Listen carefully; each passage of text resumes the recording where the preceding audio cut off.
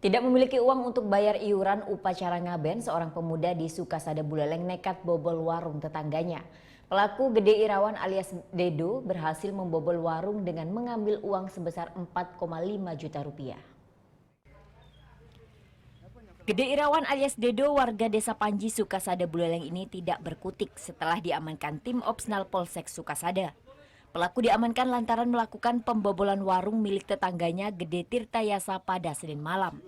Aksi nekat ini dilakukan Dedo lantaran terdesak untuk membayar hutang serta uang iuran untuk upacara ngaben. Kemudian dari beberapa saksi yang diolah oleh tim besar kami